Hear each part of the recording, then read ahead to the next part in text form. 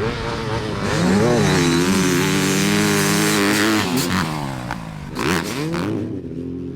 guys, we are here at Kaweah Creek Raceway today to answer a simple question. Should the 250 class be an open 250cc displacement class? So 2 strokes and 4 strokes both allowed. And we dug in today to find out. We did multiple series of tests. We've spoken to industry people. We called the AMA, and we're gonna break that stuff all down for you right now. First of all, let me make a case for why I think this should happen. It's legal in amateur racing. You go to Loretta's, you go to any of these big amateur events, you can ride a 2-stroke 250 in the 250 class. Okay, so I don't quite understand why it hasn't transitioned into pro racing when it's already allowed at the amateur level, okay? And we called Jeremy Albrecht over at the AMA and just tried to get the AMA's rulings and what their vibe is about this. And he reiterated, yes, it is legal in amateur racing. We voted on this in pro racing, and it was did not pass, did not have enough votes to pass. So I asked if there was any restrictions according to the AMA rulebook as far as what you can do to a 250 2-stroke for amateur racing. I didn't see anything in the rulebook, the pages that he sent me. Why do I feel like this is a valid talking point, something we should be discussing and pushing for? If the AMA's main function is to try to keep, rules in place and keep a level playing field, what better way to allow these bikes into the class, okay? And for a while there, they seemed like they were going away. Manufacturers weren't making them, but now you have Yamaha, you have KTM, you have Husky, you have Gas, you have Kawasaki potentially now. It hasn't been announced officially what bikes they have, but they're getting back into 2 strokes. Beta makes one, Fantic makes one, TM makes one. There's a lot of options. Really, it's only 2 manufacturers not making them. So they're out there. And this has been done in other series as well. Canada did it for a while. Australia did it for a while. They implemented some other weird rules around it. Only Canadians could ride them after they saw that they were winning on them. So some different rules. We don't have to play by that, but if the point is to make this a more level playing field for privateers and people that don't have factory rides and factory money, let's really think about this, okay? Today, we did a test stock versus stock. Literally bone stock, nothing done to these. But when a kid wants to go race the 250 class at a national motocross or supercross event, he has to build something that can compete with the star Yamaha bikes. That's gonna run you about 20 grand and you aren't gonna get there. They have stuff you cannot buy, so you're still gonna be behind. That's crazy, okay? You can take one of these motorcycles, throw a pipe and silencer and reed block on it for under $500 and you're competitive. And so we'll get into some of the tests that we did, but that's why I believe this bike should be allowed. It would give privateers an instantly competitive motorcycle. I still don't think you're gonna have factory teams putting guys on this. I think they're still gonna wanna race their 4 strokes. That development hasn't peaked yet, where this has. They're gonna continue to make these better and faster. They're certainly easier to ride than the 2-stroke, but in terms of starts and just raw horsepower numbers, a privateer could probably get 3 of these ready to go for the cost of one 250F race bike. So that's my argument for it. Changed my mind. We wanted to get some other opinions, not just ours here, although we did do some testing that we'll get into. But I went to Mitch Payton. He is obviously one of the most respected individuals in this sport. He's a 2-stroke fanatic. He loves them, but he races 4 strokes. Kawasaki on the verge of bringing back some 2-stroke motorcycles. We don't know exactly what yet, but I went to Mitch to get his thoughts on it. Let's hear from him. All right, so what are your thoughts on the Open 250 class, meaning 2 strokes and 4 strokes, particularly since Kawasaki is releasing a new 2-stroke? I would still say it's not a good idea. They had the rule for a long time, for 250 being the premier class, and then they changed it to where the 250 rode against the 450.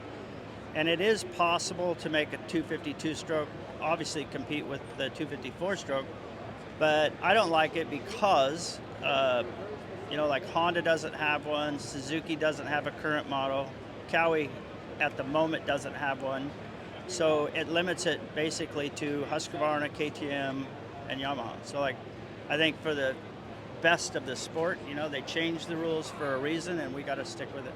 And a 2-stroke can be its own class.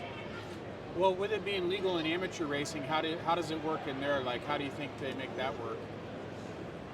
I think it's been that way for quite a while. Like, I know when Malcolm was young, he rode a 250 Kawasaki in the 250 class also. Okay, and then if the two-stroke makes so much power, could you make it just make it illegal for them to modify the cylinder head if they ever did go back to racing 250, 450? Nah, I don't, because then it's like, okay, so then you're gonna have, people protesting and you're pulling apart bikes and stuff, and it's like, what's the point? It's hard enough for them to do sound checks here, so like to monitor whether a guy modified the cylinder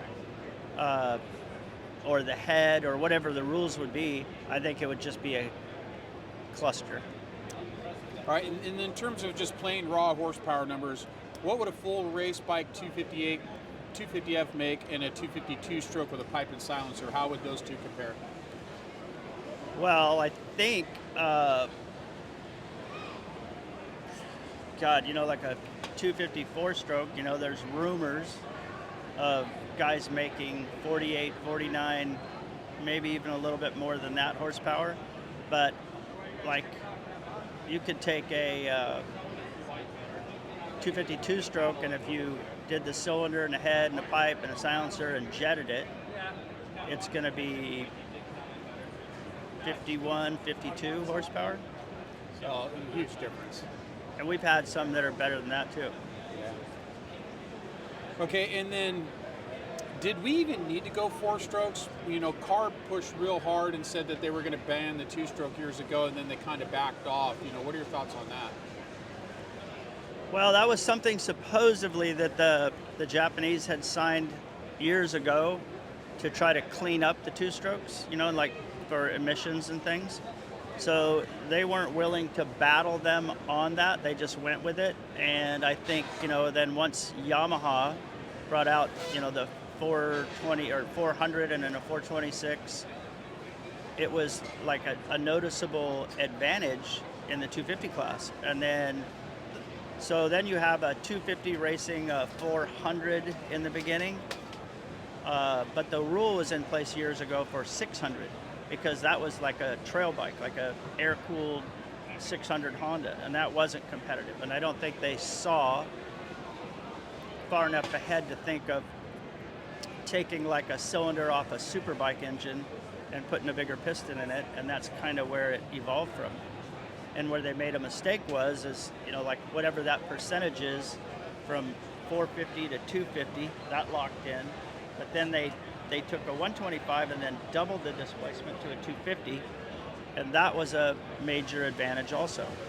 So like, they didn't think it out real well, and I guess, hindsight, but it's a little bit of a shame, but like I don't think we can go back, because now everybody's so invested in four strokes, they've spent millions and millions of dollars to develop them, and you can't ask them just to throw them away. If we want to keep all the manufacturers involved, I want to keep the playing field really level. But two strokes have a place, and I think they're great bikes, and they can be, but maybe just a separate class. Okay, one last question for you. How much do you miss tuning a crisp KX 125 on race day? It was always really fun, because if you get one really on the edge, they run amazing. Even still on the mini bikes, I love doing those. We do a lot of KTMs and Husky mini bikes and stuff. And if you do one and it's really nice, they sound amazing. They're pretty cool. All right, so we got some real on-the-ground testing today here at Kaweah Creek, and I brought in our test rider, Cody Moore, who helped us out. Rides typically 250Fs, hasn't put a lot of time on two strokes, so it was a good test from me, a guy that's got a lot of experience on these, and a guy who doesn't, and we kind of mixed it up. We went back and forth on each bike, and I guess we'll start with the starts, because we also did about a dozen starts. We did them in soft, deep dirt, and then we went to a place that's really kind of hard. There was a little bit of traction, but very, very hard packed. The thinking there being, well, maybe the four-stroke would be better in the hard pack and get better traction. Two-stroke might be better in that deep dirt where it's really relying on pure horsepower. What we found was the two-stroke pulled every hole shot, no matter who was on it. And he weighs about 30 pounds less than me.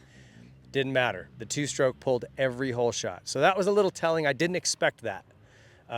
Again, we're talking stock for stock here. So not really apples to oranges when you're talking about pro racing, but let's go to the track stuff, and I'll show you what the lap times were, and then we can talk about our impressions. So Cody got comfortable on the two-stroke, went out, and his best lap time was a 2:02.6 on the two-stroke. Then he jumped on the four-stroke, again, got comfortable, and his best time was a 2:05. So 2 full seconds faster on the four-stroke. My times were faster on the two-stroke. I did a 2:02.6 on the two-stroke and a 2:03.5 on the four-stroke. So I was about a second difference, a second slower on the four-stroke. Now, we should kind of preface this by saying, actually, you rode the four-stroke first. Yeah. I rode the two-stroke first, and the track was going away. It got significantly rougher, slicker. So I think both of our lap times dropped or got slower as the day went on, just because the track got slower. But I want to talk about really what your feeling was there, Cody. So tell me a little bit about your impressions of both bikes. What was better or worse with each one? Yeah, like you were saying with the starts, I definitely noticed that the two-stroke pulled kind of the whole way through, whether we were in the deep sand or not. Like you said, whoever was on it got hole shot. It wasn't by too much, but it was definitely always, a wheel length or so. Yeah. And then when we got out on the track, I, of course, felt a lot more comfortable on this right away. So with that being said, kind of took me a little bit longer to get used to that, and I still feel like I could definitely drop on the two-stroke if I put a little bit more time on it. But yeah, you came in and said to me, I think if I just got more comfortable riding this and figured it out, I could go just as fast. So I thought that was interesting. And really, I've always said it's whatever you're comfortable on in terms of bikes. Your speed is whatever your speed is. I don't think you're going to go from one brand to another, or even two-stroke to four-stroke, and drop 3 or 4 seconds off your lap time. Your speed is what your ability allows you to go. I find the four-stroke to be a little easier to ride. definitely. You can kind of roll it on. You can over-rev. You can lug a little more, and the traction's a little better. But if you have good traction, or you figure out how to ride these and keep it in that little window, it's making more horsepower than a stock Definitely. 250F, Yeah. right? And I definitely felt it on some of going up towards the finish line table, and just kind of certain times that I'd really have to get on the gas. I'd really feel the two-stroke pull. Mm-hmm. Whereas this, it was definitely still there, but I felt more in control the whole time. That one, kind of the front end wanted to push a little bit more. This one kind of felt like I had traction all the way through everything. And I think also that just comes down to comfort as well, being used to it. You're used to it. I will say, though, that is one of the major benefits of four-strokes is that engine brake automatically kind of sets that front wheel, because it's putting a little bit more weight on it as you let off the throttle, where with the two-stroke, you come into a turn, and you talked about how that was tough for you. You just come in freewheeling. Not only do you have to adjust for that, and you're doing all the braking yourself, you have to figure out how to weight that front tire to get it to bite, because it doesn't have the automatic throw of weight forward like the four-stroke does. Definitely, yeah. The engine braking definitely caught me off guard at first. And there's a kind of a double after the finish line table, come out of this corner, and I was able to get it one lap on the 250F, but I'd still only make the top. But on the two-stroke, if I hit the corner good enough, I could actually get all the way over it barely. So that was kind of nice. I definitely think that dropped my lap time a little bit, just by clearing that. I only got to do it the one lap because berm was kind of blown out. Track got pretty hammered, but So I guess where it kind of leaves us is this: is if you're looking at the two bikes stock to stock, this definitely makes more horsepower. And I would say you look at the start, it's a significant advantage in terms of just raw horsepower. So the starts were kind of startling to me. I didn't think that would happen. I thought it would be a little more mixed. Maybe this would get more hole shots than that, but I didn't think every single start would go to the two-stroke. However, again, this is easily fixed in terms of a pro racing solution. Just make a rule that you can't touch the cylinder and head. It's easy to check. You can pull the exhaust off and look and see the ports. It's easy to pop the head off. easy to pop the carb off and look in. There's a way to check these without really breaking them down. And a two-stroke's easy to break down anyway, if you really wanted to inspect something, right? If you accuse somebody of cheating. But if you did just pipe silencer, reed block, you got to run the unleaded fuel versus a Star Racing Yamaha, I think most people, even if they had their choice, would still go, I'm going to ride the Star bike. But now you're giving privateers a competitive motorcycle that they can afford. And the last piece of this, the component to this that people got to remember is the fans would love this. They would love this. Whoever was riding one of these would be getting huge cheers all the way around the track. And why wouldn't we want that? This is good for aftermarket. It's good for the sport. Don't kill these things. They're fun to ride. It's a cheaper alternative, particularly for a privateer who's trying to go make his name in pro racing. It's already legal in amateur racing. Why don't we make that jump? AMA, I'm down here asking you, please reconsider this, revote on it. Folks, make your voices heard here in the comments. Share this. Shoot an email over to AMA. Hit them up on their Instagram. We'll tag them. Let's get these two-strokes legal in AMA Pro Racing. Thanks for watching, guys. Cody, thank you for the help. Big thank you to Yamaha. I also want to mention TBD Graphics. They built these numbers for us. Dunlop mounted up some tires. Of course, ETS Fuels always takes care of all our project work. And the Nihilo Concepts grip donuts, which kept my hands from bleeding on these stock Yamaha grips, which can be tougher than woodpecker lips at times. So, thank you guys. Appreciate you watching. What do you think? Should we let them into pro racing? Let's hear your voice. If you like this video, please be sure to leave a like, subscribe to the channel, hit the notification bell so you don't miss any of our future videos, comment what you thought, and share it with your friends.